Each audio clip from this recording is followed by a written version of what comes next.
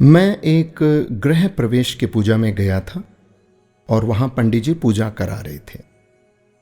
पंडित जी ने सबको हवन में शामिल होने के लिए बुलाया और सबके सामने हवन सामग्री रख दी गई।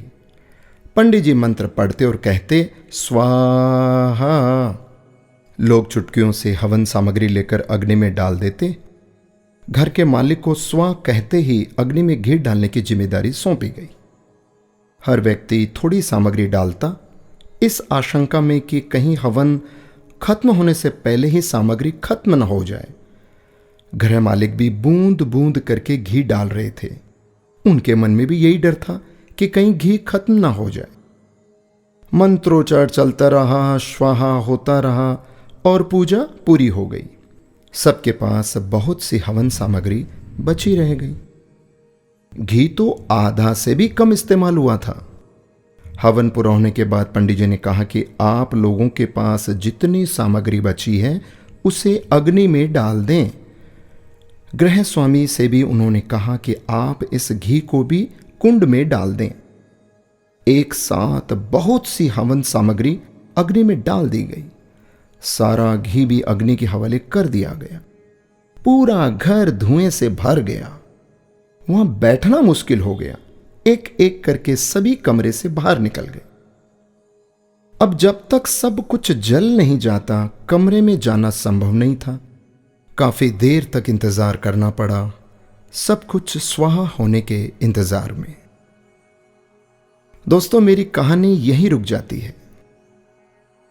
उस पूजा में मौजूद हर व्यक्ति जानता था कि जितनी हवन सामग्री उसके पास है उसे हवन कुंड में ही डालना है, पर सभी ने उसे बचाए रखा कि आखिर में सामग्री काम आएगी या खत्म ना हो जाए। दोस्तों, ऐसा ही हम सब लोग करते हैं। यही हमारी फितरत है।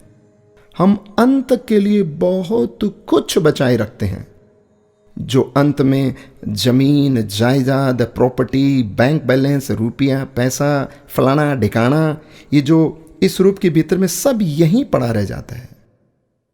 जिंदगी की पूजा खत्म हो जाती है और हवन सामग्री बची रह जाती है।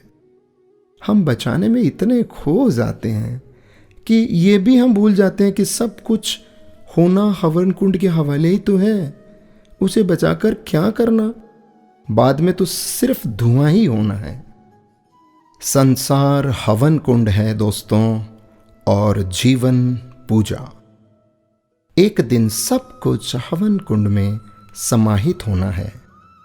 अच्छी पूजा वही है जिसमें हवन सामग्री का सही अनुपात में इस्तेमाल हो, न सामग्री खत्म हो न बची रह जाए। यही मैनेजमेंट करना है। कबीर जी का एक दोहा शायद सबको पता है, दुर्लभ मानस जन्म है, होए न बारंबार, पक्का फल जो गिर पड़ा, लगे ना दूजी बार। दोस्तों, ये मनुष्य जन्म बार बार नहीं मिलेगा, तो क्यों ना हम समय का, पैसों का, अपनी सोच का और अच्छे कार्य करके इसका सही सदुपयोग और इस्तेमाल करें। राधे राधे।